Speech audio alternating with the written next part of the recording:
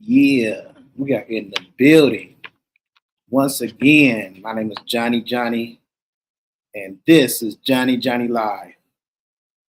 Y'all, we got a hot topic to talk about tonight. So I want y'all to let everybody know, let your people know that we are live on the air. Let your friends know, all of that, because it's about to get hot up in here. I'm gonna get everybody a few seconds to tap in. And I want to thank everybody, take this time to thank everybody who's been supporting me. This is not easy, y'all, to do.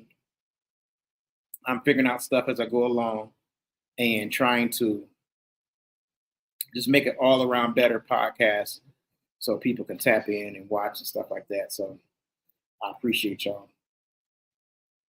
This is not easy, y'all, to do.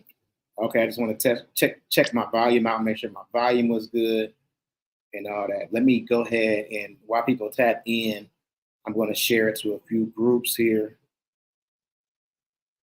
If you have any questions, any suggestions, make sure that you let me know. I definitely take all types of requests. Look, I'm acting like I'm a DJ now. I take all types of requests, all that. So just tap in. We are so blessed to be here and to be able to do this. It took a lot. I went through a lot of changes, spent a little bit of money, spent a lot of money I didn't have to get here. And I'm here now. I'm here. We're going to be doing some really cool things, like playing videos and stuff like that. So it's going to be something, y'all. I'll tell you that. It's going to be something. We are in a building now. And that's one of the biggest things. It took me a while to get in a building. I was doing this at home, but now I'm in a building. So if you wonder what I'm doing, I'm sharing this TikTok to a bunch of other sites, which half of them will probably reject me. That's funny because I belong to a lot of sites and groups and things like that. And then when I do stuff like this, they just reject it. Like, nah, we don't want that. Like, I don't understand what they're looking for, but we're just going to keep it moving on. Still continue to ask to get in the groups and things like that. So a few more here and then we'll be ready to go. Make sure if you see me on this, you're sharing it to your page. If you're on Facebook, if you are on YouTube, make sure you're subscribing to my channel. We're live on YouTube. What is it? YouTube X. So we live on X, which is big. We're live on Facebook. So 3 platforms right now. And by the end of this week, we're going to double that. And hopefully soon we could triple that and be on a lot more stations at once. But it takes you guys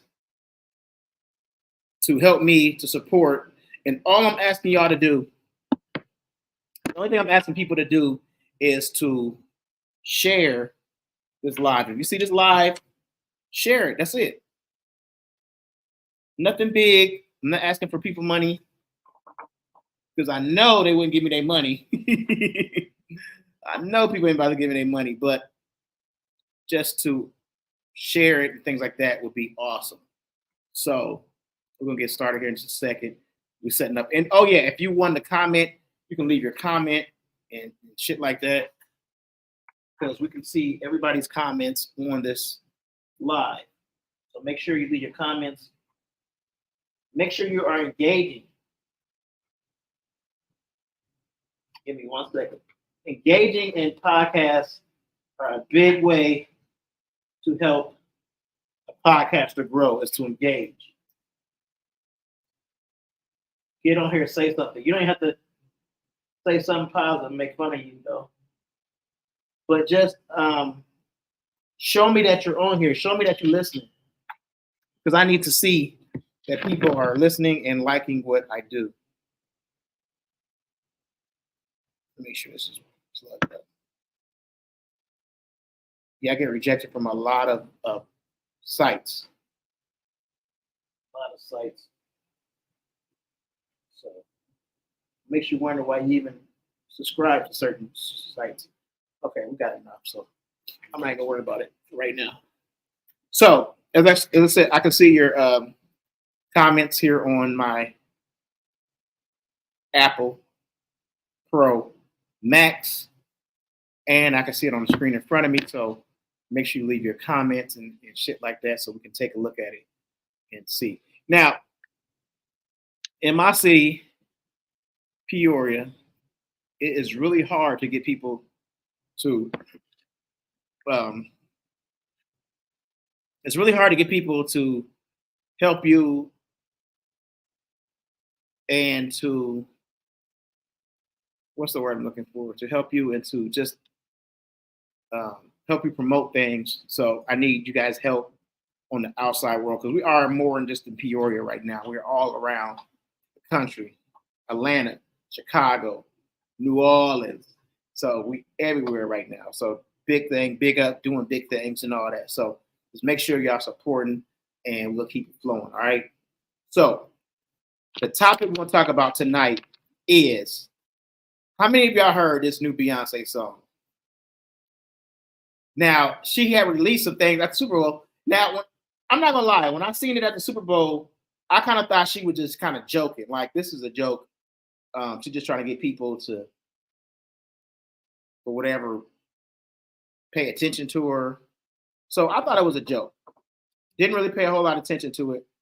But come to find out, this girl, or Miss Bay, I'm gonna say this girl because I want to keep people offended, was serious as a heart attack. Beyonce is bringing out a country album song. Now I think I got a little clip. I'm gonna play a little bit of clip of so you can kind of see what I'm saying. But it's called "Hold Down" or something like that. Texas Hold'em. Oh, Texas Hold'em. So it was very catchy, like very catchy. After this is the whole thing. We've heard black people make country music before. We just heard Little Nas. That's what blew him up. Is country music. So we've heard when country people, oh, I don't know if y'all remember back in the days, da ha, da ha, da ha ha ha ha ha. You know what I'm saying? That was like a country song, country rap.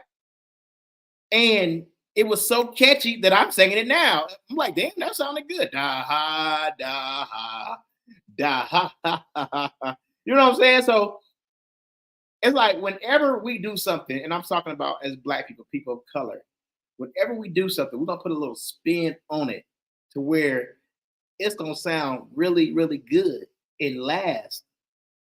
And I think that's why they are kind of upset with Beyonce because they know Beyonce is going to take country music from over here in this little corner place and blow it up to the world, to where country is almost going to be pop now.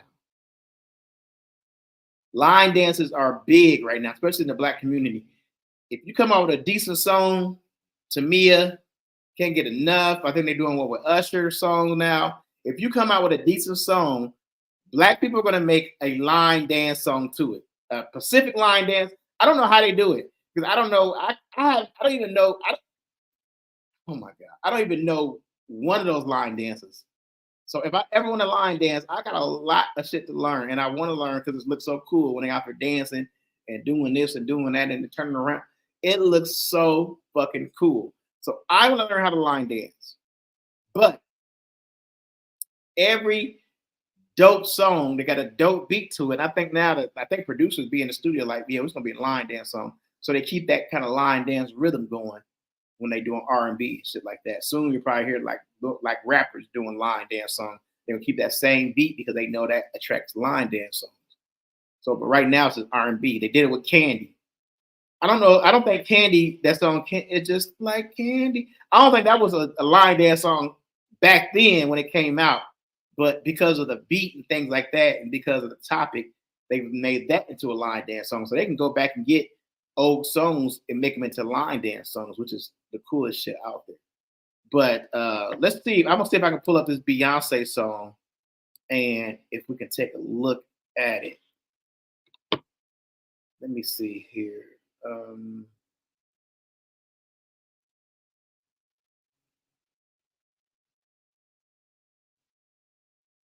Okay, I don't have the Beyonce song. Let me see if I can.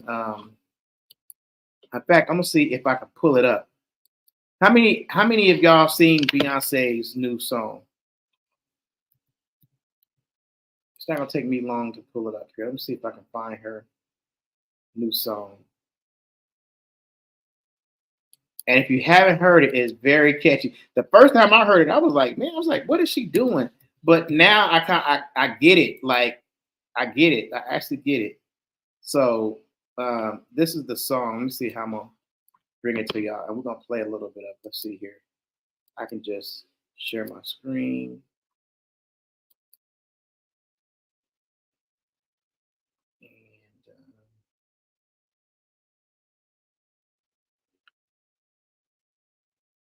so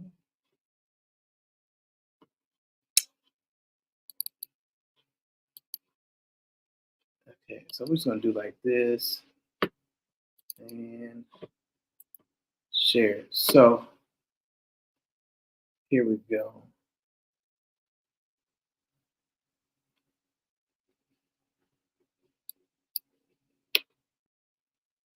It's gonna take okay, so I don't have access to the song, so we're not gonna play the song. As you see up in the corner, like that's Jay-Z and Beyonce up in the corner. They chilling, they know they finna get a bag. They finna get a bag. But actually they may play a little bit of the song in this video I'm about to play. So let's take a look at this video, and this is what they're talking about as far as Beyonce's song. So let's check this out. Performance wiped from the CMA website because of racist comments? You guys, this has me fired up. We have got to talk. So in case you missed it, Beyonce took the stage with the Dixie Chicks. Oh, this is to kind of go back a little bit. This is when Beyonce did something with the Dixie Chicks. I didn't know about this. This tells how out of the loop I am as far as with Beyonce and the Beehive. But this is when she did a performance with the Dixie Chicks and the backlash she got with it. Let's take a listen to this. We're gonna talk. Wednesday night at the CMA Awards. The performance was epic and definitely the most talked about moment of the night. But you know what? The internet trolls just couldn't leave it alone. They had to come out in full force, and this, my friends, is where it all goes downhill. So here's what happened. Thursday morning, the day after the awards, according to TMZ, the Dixie Chicks as well as Beyonce had a prominent presence on the CMA website and on their social media. If you go to that website now, nothing. I even searched both Beyonce and Dixie Chicks in the search bar on the side of the site. Nothing. Sources say that the CMAs even wiped the women off of their social media for a time being. Why? Because of the haters. There were allegedly so many racist comments being made under every post having to do with the girls that the CMA head honchos couldn't take it and decided to just take it all down. If you're wondering how bad those racist comments were, I honestly can't even repeat most of them because I don't talk like that. My mama taught me better. But here are a few of the more tame ones, and even these are awful. P.S. I'm blurring out the names of these internet trolls because personally, I don't want to give them any more press. Okay, here goes. One person tweeted, "Why the heck is Beyonce performing at the CMA Awards? She should stick to her lame music and stay away from country." Another tweet said, "Shameful the CMA Awards allows a cop-hating, anti-American racist on their stage. When did country music lose its way?" Ugh, I don't even like reading that. Now, as soon as the Beyhive realized that all this was going on, you better believe they were on it. I mean, social media has been blowing up since this whole situation went down. So much so that all of a sudden, yesterday afternoon, the CMAs decided to repost a picture that Beyonce posted on Instagram. Sounds like someone is trying to dig themselves out of a hole to me. Now, I do have to add that the CMA reps are adamantly denying all of the claims that they removed content from their sites due to racist backlash. They released a statement claiming they had to remove a snippet of the performance you see how he was looking due like, to what royalty issues, meaning they didn't have the right to post it. Geez, who would have thought the CMA Awards would cause so much controversy? I mean, can't we all just be happy and get along?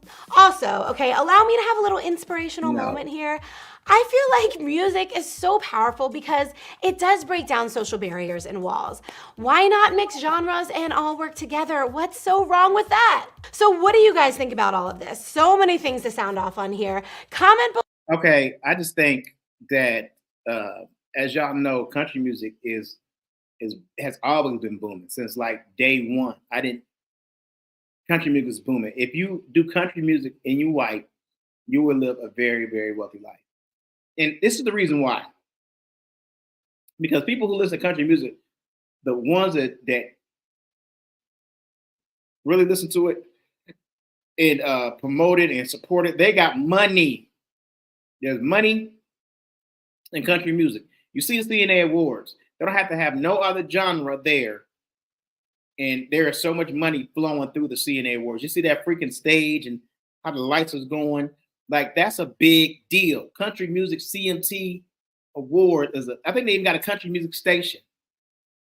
And see, like you wouldn't know these things if you not in country. Because sometimes like country people, that's all they listen to is country. Like somebody like me, I listen to hip hop, rap, house, R&B. I might listen to a little pop. So my money will be spread between all of these genres. Country music people only listen to country music. So that's where their money goes is into country music, nothing else. It's just country music. A radio station locked on country. They don't go from country to R&B or country to rap. So when these things start seeping into country, they don't like that. They want to keep their money in house. Here's one thing that I didn't know that I just doing this research and things like that. Country came from Africa. Country music came from Africa. We'll say that one more time. Country music came from Africa. That's right. The slaves brought that type of music over here to the United States. And just like a lot of other things, it was whitewashed. So I didn't know that. So for a country artist, and Beyonce has been doing that lately. Her last albums that she did the album about Africa, like she's bringing that stuff back to the forefront. So best believe she did her research. It was like, yeah, this is our music. We're finna take it back. People don't like that. As long as Beyonce do hip hop, R&B, or whatever, that's cool. But when she starts trying to step into pop or country music to what they consider their music, then it's a problem. It's a very catchy song. One thing they know is Beyonce is about to get a bag. Her and Jay-Z, I think, really sat down and was like, especially when that thing happened with Nas X, and he blew up off of country music. And no other black artists is doing country music. I honestly think Jay-Z and Beyonce sat down and was like, well, how do we need to change things? How do we need to get more money? Because they can only get so far with R&B music. I don't care if Beyonce bring out the dopest song is hip hop R&B. You're gonna hit a ceiling. Because yes, there's gonna be some white people that like it. There's gonna be a lot of white people to like it, a lot of white people to buy it and download it. But some black people, we're not gonna put too much money into it. Because that's not how we get our music. In order to be a big artist, a big star, you have to kind of go beyond black folks. I hate to say that because we don't want to spend money. We want to download it. We had tapes, we was dubbing shit. Let me dub that tape. We don't like to spend money on music. We don't feel like we should have to. Like these artists go in the studio and they in different hours, getting their vocals right, training. And unless it's a concert or something like that, we don't like to spend a whole lot of money hearing the music. So I don't know if we feel like we got a right to it or whatever, but we don't like to spend a lot of money on downloading music and shit like that. So, but country music, oh yeah, they're gonna spend money. They're gonna spend that bag, and that's what they about to make that bag. But the controversy that's happening right now is that people feel like she shouldn't be doing country music. Like basically, stay in your lane. And that's what a problem. They did the same thing with Nas X, like stay in your lane type attitude. They don't want you going outside of your genre of music. So we're gonna take a look at that and then we'll come back and talk about it. I got a video I want to play for y'all.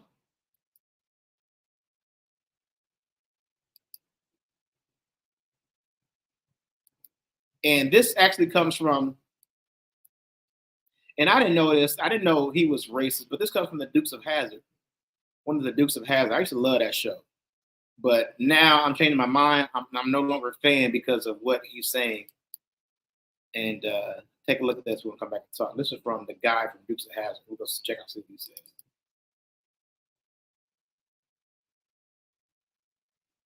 So I have a country album. And guaranteed it's going to do very well. Well, there are some people really upset about this. Here it is.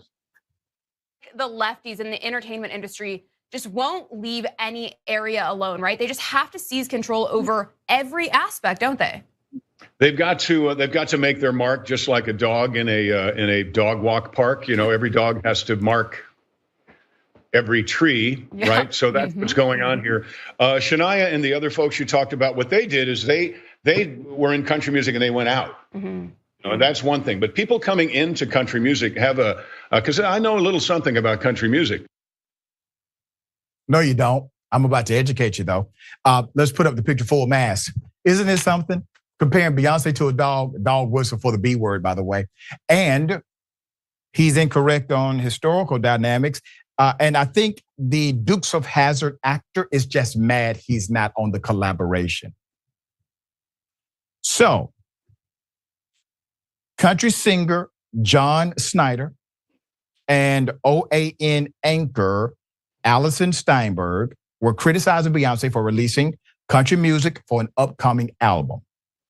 This is not the Houston native's first foray into the genre. In 2016, she performed at the Country Music Awards alongside the Chicks, a performance that drew anger from country music fans, conservatives, and yes, bigots, with feeling that a Black artist like her was encroaching on a genre that she did not belong. What?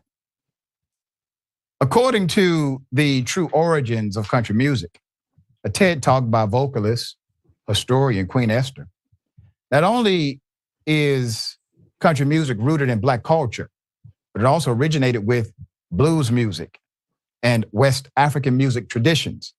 The banjo, a key instrument in country music, originated in Africa. And the white man who popularized the banjo learned how to play it from the enslaved. Facts. All right, Mr. Mayor, once again, talking and don't know their history. I mean, and it's never really about facts with these people, right, Doc? We know that for a fact. Like you said, not only was it popularized by enslaved African Americans, but it was also taught by some of their favorite musicians. Bill Monroe, who's the father of bluegrass, learned how to play from a Black musician. Said it on TV. Michael Gray, who's the executive director of the Country Music Museum, said it began with Black people, enslaved Africans singing songs while they were working hymns. They took them, white people literally took them and put them in minstrel shows. They were making fun of it, not even as a real music first, to try to interpret what their idea of Blackness was. The Carter family, the entire Carter family, learned how to play from Les Swift. So I mean, it's just this complete disregard of what Black people have given and are continually give to this country, and also all of music culture in general. What people will not be willing to say is that American tradition is exported in the form of Black music, whether white people are singing it or Black people. But let's go a step further. Let's imagine Black people banning Eminem or any other white rappers from our radio stations because we're upset. This shows you the difference in how we show up as a people. I'm not speaking of all people, but collectively, there's never been a ban of Eminem or Jack Harlow or any other white rapper. House of, so I'm just confused by why people feel like, and this guy from Dukes of Hazzard saying that, some of people come in and go out and then leave. He know a little bit about country. You know a little bit about nothing. When you start in a racist show, you got fame from being someone who drove a Confederate flag around and go away, like the Confederate needs to go away. Yep. Very well said, dear brother. And you're right. You got skills, you got skills. All right. If you got skills, you get play. You get appreciation. There are people that will say, I may not like your brand of music, but you're here. We accept that you're here. We accept Eminem. We accept you're here.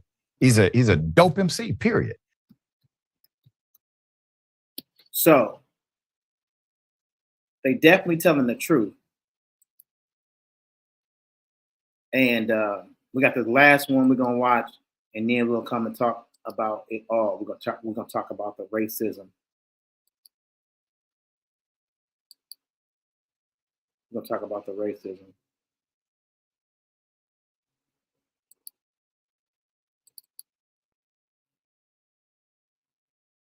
Super Bowl, Beyonce released 2 new country-themed singles. But when a fan asked an Oklahoma country radio station to play one of the songs, called Texas Hold'em, Tuesday morning, he says his request was denied. Later that afternoon, the station reversed course and began playing the song.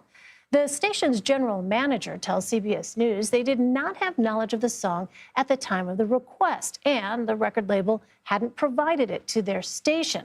Still, the initial denial to play Beyonce has raised questions among fans and the entertainment industry about women and Black people's place in country music. For more on this, let's bring in music journalist and author Robert Orman. Robert, I know you have covered country music for decades. You have literally written books on this topic. So tell us, first of all, what makes something... 9 of them. I didn't want to go there, but you are essentially an expert on this. What makes something, quote unquote, country music, and where do Black artists fit in to the origins of country music? We already discussed Well, that. one of the coolest things about American music, and one of the reasons why it's popular all over the world, is that it is all an infusion of Black and white cultures mixing. Jazz has admitted this, rock and roll, gospel, almost all the other genres acknowledge this. Country historically has not. But see, listen, the thing that he's missing, he got a little bit of it right. The thing that he's missing is all those genres came from Black music. Every last one of them. And that fits in really well with marketing by record companies, because the reason country was created as a style in the first place was we were in the 1920s, they separated what had been basically roots Southern music that was Black and white together, and they separated them, and they made one blues and one country. In the beginning, that didn't work out so great because they weren't segregated enough. And there were a lot of Black artists who bled into country music and a lot of white artists who bled into blues music. And it was all mixed up for a while until in the 30s and 40s and 50s, they got more and more strict about who was country, and they was basically white people. And so when you say they, you're talking about the industry itself, right? The record companies, yes, they created these artificial categories. In the rural South, there were no categories. It was just people making music. There were Black string bands playing for hoedowns and playing for square dances. And there were white people playing blues music. And Jimmy Rogers, the father of country music, is a perfect example of that. He's basically a blues artist. So against that backdrop then, Robert, where have Black and minority women specifically fit into quote unquote country music as the art form has sort of evolved? What my take on this is basically what the industry, the Nashville industry, continually keeps putting forward women and Black artists. The country radio industry has continuously rejected them. Radio is a kind of a different animal than the industry in Nashville. The industry in Nashville brings forward Mickey Guyton and Jimmy Allen and Kane Brown and Darius Rucker and these people. Since 2000, more than 100 Black artists have released country records. 3 of them have made it into the top 10. So that gives you, and the top 10, of course, is decided by who's on the radio. And who's on the radio is overwhelmingly white and male. Even though in pop music, you saw it on the Grammy Awards, it was completely dominated by women. You can't tell me that country consumers are that different than pop consumers, that for some reason they only take white men. I want to ask you about Beyonce, especially at this moment, right? It's a perfect example. Yeah. Radio rejecting the record before they've ever even heard it. Yeah. So, and the record doesn't even come out. The record doesn't come out until the 20th of this month. So there's no way for them to have the record when the fan requested it in the first place. And but for them to say no before they've even heard it is a perfect example of what I'm talking about. all right, Robert Orman, I'm so sorry. We'll have to leave it there. Thank you so much, Robert. Sure.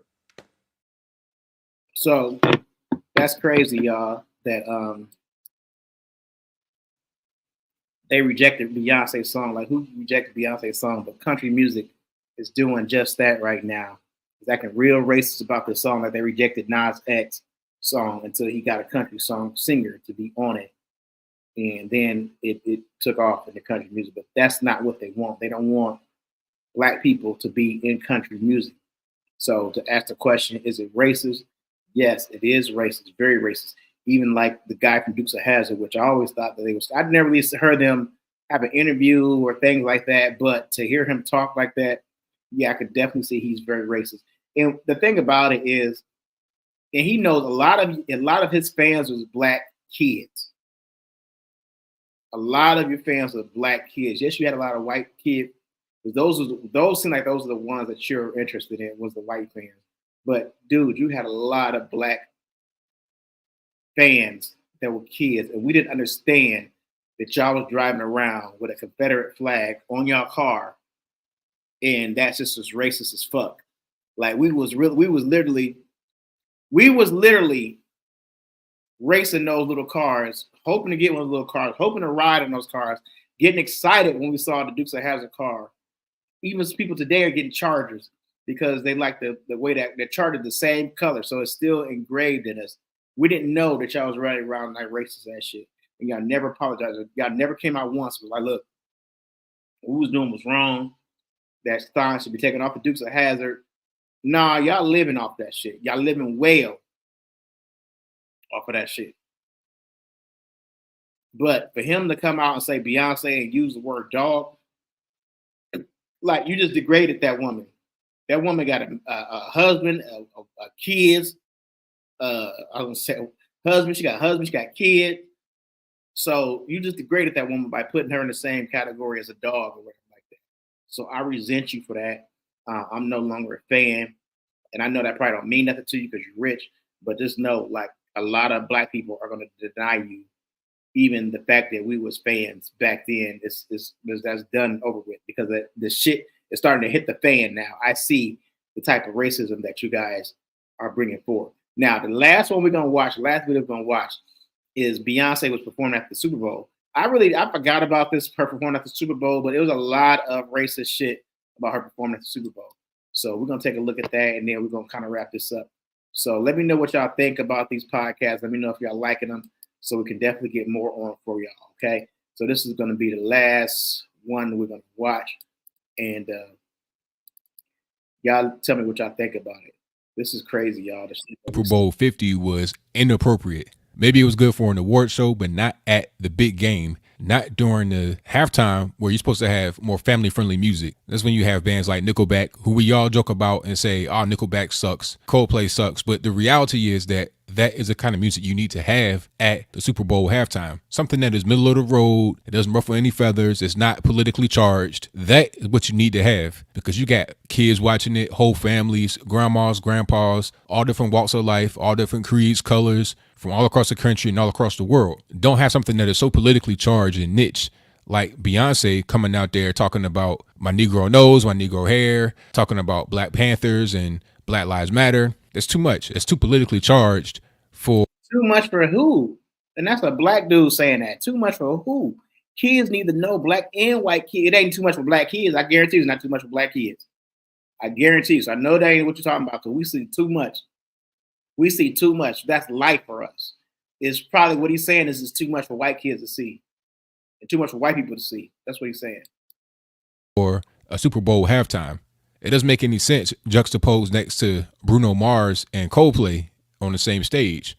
I don't get it. It doesn't make any sense. So I went to my Facebook page earlier today and I posted this meme that you see before you. And this meme got a lot of responses. I got like 60 likes and like the same amount of actual comments.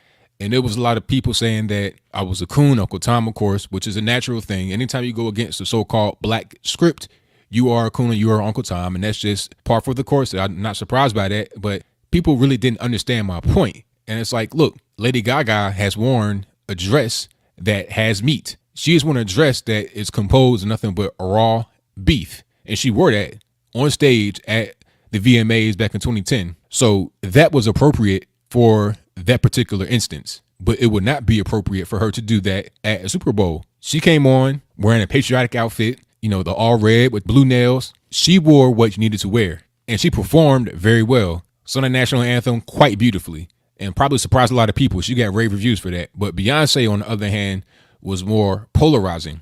Now, of course, this isn't really a money thing as far as being able to get paid by the NFL, because they don't pay people to come there. But just to be able to get on that stage in front of millions of people at once at the biggest game of the year, probably the biggest sporting event of the year in the United States, that is, outside of stuff like the World Cup and anything like that. If you're doing something for free, your artist doing something free, you should be able to do what the fuck you want to do. He is so wrong on so many levels. Y'all tell me what y'all think.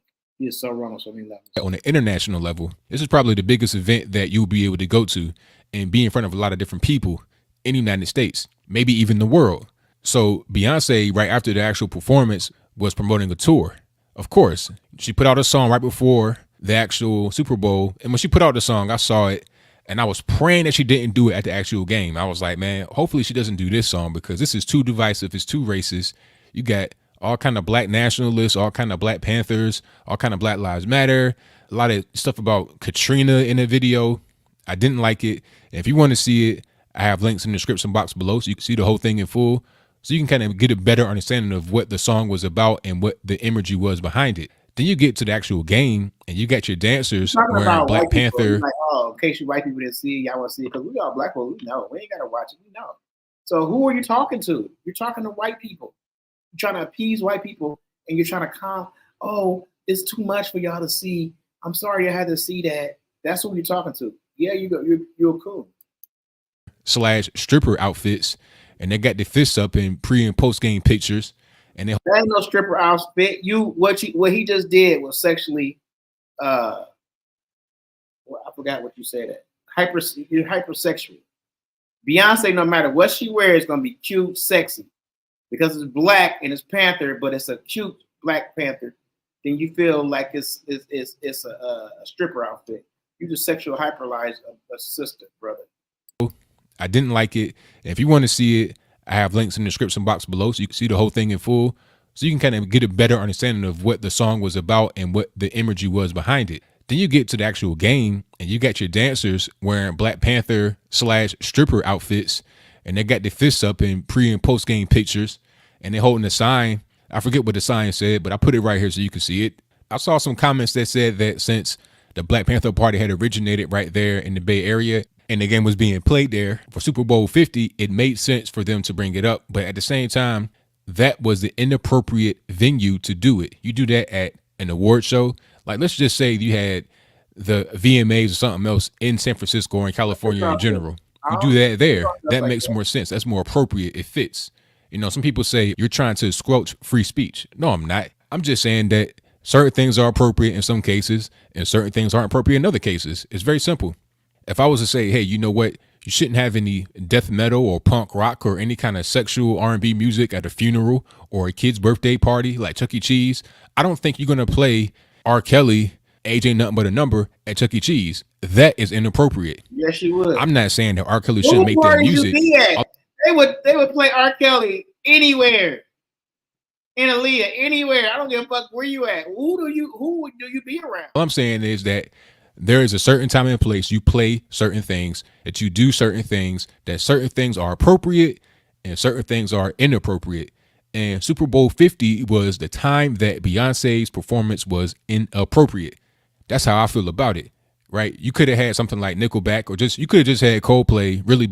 That's what you want to see is Nickelback. You know what? I can't really take no more of what he's saying. That's kind of crazy.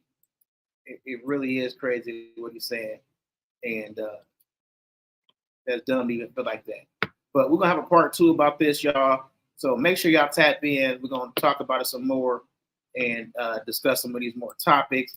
I want to thank each and every one of y'all for tapping in, watching. If you did get a chance to see it now, you can always rewind it and catch it on some of my other formats and things like that. But we're going to talk about this a lot more. So just know what's coming up. I want to thank y'all for watching. My name is Johnny. Right now, be out. Thank y'all for watching.